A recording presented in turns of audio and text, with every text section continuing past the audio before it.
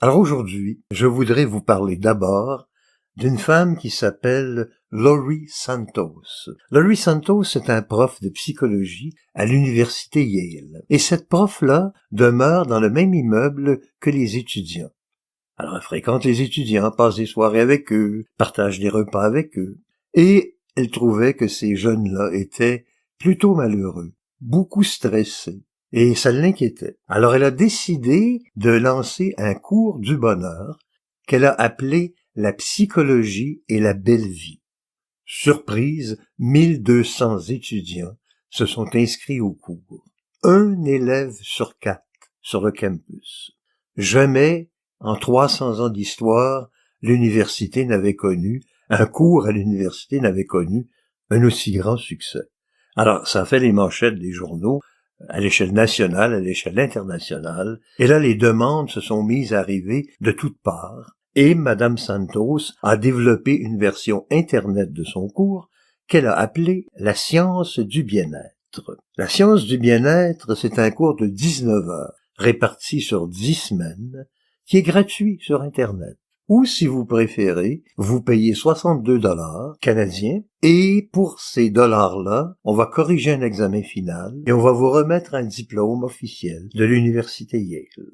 Alors, une des choses qu'elle raconte dans ce cours, parce que j'en ai 2 semaines de fête, là, et je vous raconterai pas tout, ce serait trop long, mais une des choses intéressantes qu'elle raconte, c'est le mythe G.I. Joe.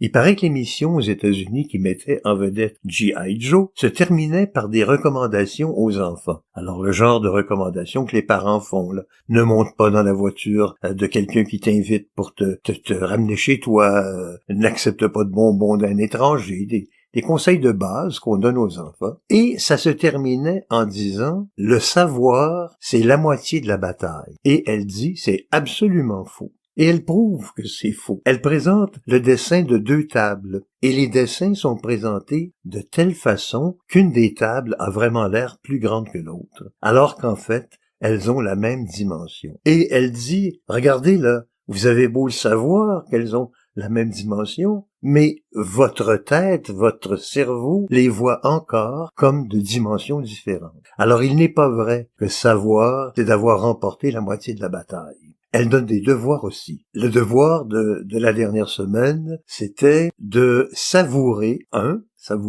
et 2, d'être reconnaissant. Alors elle disait, quelquefois, je pense qu'elle disait 5 fois, au cours de la journée, savourez ce que vous êtes en train de faire. C'est un peu comme ce qu'on appelle la conscience totale. Soyez conscient de ce que vous êtes en train de faire et savourez le plaisir que vous en retirez. La deuxième partie du devoir, c'était, à la fin de la journée, prenez le temps de noter 5 choses pour lesquelles vous êtes reconnaissant, que vous appréciez avoir vécu et que vous exprimez de la reconnaissance pour la chance que vous avez de les avoir vécues. Elle dit, en fait, dans le cours, parmi les choses qu'elle dit, décrocher l'emploi de ses rêves, au salaire de ses rêves, ou trouver l'amour de ses rêves, ça n'apporte pas un bonheur durable. Ce qui va apporter un bonheur durable, ce sont les contacts sociaux qu'on développe et des habitudes de vie qu'on développe. La science nous enseigne qu'une grande part du bonheur provient de ces habitudes, de ces routines de la vie quotidienne qu'on a développées et qui nous apportent du plaisir de vivre. Elle cite le livre de Sonja Lyubomirsky, un livre qui date de 2007, Le comment du bonheur, une nouvelle approche pour avoir la vie que vous voulez. Et dans ce livre, l'auteur fait état d'études qu'elle a faites de recherche et elle dit que 50% du bonheur provient de nos gènes, de notre bagage génétique. 10% provient des circonstances de la vie, des bonnes choses ou des mauvaises choses qui nous arrivent. Alors ça compte pour 10% du bonheur et 40% du bonheur provient de nos pensées. Alors, pas besoin de faire un grand dessin, vous voyez le lien entre Programme ta pensée et ce cours du bonheur dont je voulais vous parler. Madame Santos a aussi lancé un podcast en 2019, en septembre 2019, et depuis cette date, il y a 8 500 000 téléchargements de ce podcast. Alors, j'inscrirai les liens sur debout.québec pour vous permettre d'aller voir un peu ce qui se passe autour de ce cours-là. Quelques mots maintenant sur le cours de bonheur. Je l'appelle le cours de bonheur, mais son vrai nom, c'est la science du bien-être. Ce cours dont je vous ai parlé de l'université Yale, qui remporte un succès extraordinaire. Et c'est vraiment une approche scientifique. Et l'approche scientifique pour augmenter le bonheur, c'est pas facile à définir, encore moins facile à mesurer. Alors, ce qu'on veut faire, c'est d'augmenter la durée et le degré du bonheur. Alors, augmenter le bonheur, c'est d'avoir plus de minutes qui sont agréables. Et plus souvent, des minutes agréables. Et aussi, qu'elles soient encore plus agréables. Donc, on augmente la durée et on augmente l'intensité. Alors, ça fait qu'on augmente le bonheur. Donc, il s'agit de prendre des habitudes qui augmentent ces deux éléments-là.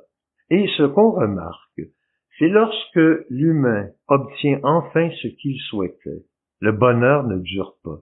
Que ce soit la voiture de mes rêves, l'emploi de mes rêves, au salaire de mes rêves, le partenaire de mes rêves, l'amour de mes rêves.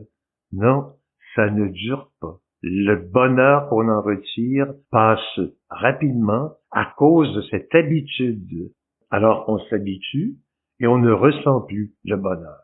La réponse à ce problème, c'est d'investir dans les expériences au lieu d'investir dans les biens, dans ce qu'on veut obtenir. Parce qu'une expérience, premièrement, ça ne dure pas assez longtemps pour qu'on s'habitue. Que ce soit une semaine au bord de la mer ou un mois dans la jungle, c'est quand même assez limité. On n'a vraiment pas le temps de s'y habituer. Et aussi, quand on parle aux autres de ces expériences, c'est une façon un peu de retrouver, de revivre un peu l'expérience. Quand on parle aux autres de ces expériences, on se rend compte qu'ils sont beaucoup plus intéressés que lorsqu'on leur parle de nos biens. Même de notre côté, lorsqu'on attend l'expérience, l'anticipation du bonheur qu'on va en retirer, on attend la vacance, on attend attendre une expérience, l'excitation est 2 fois supérieure. Et le plaisir qu'on en retire, 2 fois et demi supérieur. Pas à la chose elle-même, là, à l'anticipation de la chose. Et en privilégiant les expériences, il s'agit d'apprendre à savourer. Savourer, c'est un peu, non pas interrompre l'expérience, mais s'en retirer un peu, prendre un peu de distance et se rendre compte combien c'est bon, combien je l'apprécie, combien j'aime vivre cette expérience. Et ce qui augmente encore l'action de savourer, c'est qu'on sait qu'on va pouvoir le raconter. On le partage, on en parle à ses amis. Maintenant, c'est un cours et la structure du cours implique des devoirs. Alors, le devoir qu'on donne dans cette leçon-là, je pense que c'est ma 4e que j'ai fait. 3e, 4e, je pense. Ça dure 10 semaines. Alors, le devoir cette semaine, c'est d'y repenser. Alors, les choses qu'on a savourées, on y repense 8 minutes 3 fois par semaine, pendant 15 semaines. Pendant 15 semaines, tu revois des choses que tu as savourées au cours de la semaine et tu y penses 8 minutes 3 fois par semaine. Et ça crée une habitude. Le cerveau développe l'habitude de savourer et de ressavourer. Une autre méthode pour apprécier encore davantage les bienfaits qu'on reçoit de la vie, c'est la visualisation négative. Si je n'étais pas allé en vacances, tout ce que j'aurais manqué. Et là, une feuille de papier, un crayon, et on écrit les conséquences. Je n'aurais pas vu cet oiseau qui s'envolait dans le coucher du soleil. C'est extraordinaire comme image. La petite fille ne serait jamais venue près de moi et commencer à jouer avec moi à bâtir un château de sable. Je n'aurais pas rencontré ce bonhomme qui m'a fait un exposé extraordinaire sur... Alors, la visualisation négative. Tout ce que j'aurais manqué si je n'avais pas vécu cette expérience. Une autre chose, et un devoir en même temps, pour nous faire découvrir et apprécier le bonheur qu'on a, c'est à la fin de la semaine d'écrire. C'est toujours écrire. 5 choses pour lesquelles je veux exprimer de la gratitude. Alors, trouver les 5 choses dans la semaine qui me permettent d'exprimer le plus de gratitude possible pour avoir eu le privilège de vivre cette chose-là. Et, encore au niveau de la gratitude, écrire une lettre de gratitude. Quelqu'un nous a rendu service, quelque chose qui nous a vraiment fait du bien quand c'est arrivé. On l'a remercié, puis on a continué chacun notre chemin. Eh ben là, on revient là-dessus. On écrit jusqu'à quel point ça nous a aidés, combien on est reconnaissant, et on prend cette lettre-là qu'on a adressée à la personne qui nous a fait la faveur, et on va lui porter en main propre. Et selon les études qui ont été faites, c'est un bonheur qui dure et qui dure très longtemps. Quand on y repense, on a encore des sentiments très positifs. La gratitude, c'est tellement important. On a fait une expérience auprès de gens qui faisaient des levées de fonds. Ils appelaient, ils demandaient de contribuer à une bonne cause. Et tout d'un coup, le patron passait derrière une des personnes, puis « Oh, bravo, c'est bien cette approche-là, puis tu fais vraiment un bon travail, bravo. » Eh bien, les appels, pendant un certain bout de temps, avaient plus de succès. Le niveau de succès était supérieur à la suite de l'expression de cette gratitude-là. Et je suis rendu à ma 3e semaine. J'entreprends la 4e. Et j'apprends des choses, naturellement. Et on sait tous, on entend souvent parler que la solitude, c'est pas bon pour la santé. Alors, il y a des dizaines et des centaines d'études qui ont été faites sur la question.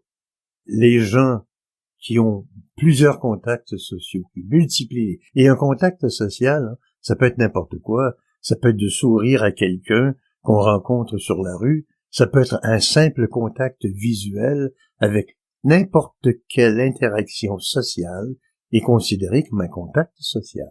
Et les gens qui multiplient les contacts sociaux sont moins prédisposés à une mort prématurée, ont plus de chances de survivre à une maladie habituellement fatale et ont moins de chances d'être très stressés par les événements de la vie quotidienne. On a fait une comparaison entre des gens qui se déclarent heureux et des gens qui se disent malheureux. Les gens qui se disent heureux passent 54% plus de temps avec des amis proches. Ils passent 73% plus de temps avec des contacts familiaux, des contacts forts avec des membres de la famille. Et ils passent, tenez-vous bien, 160% plus de temps dans des relations amoureuses, romantiques.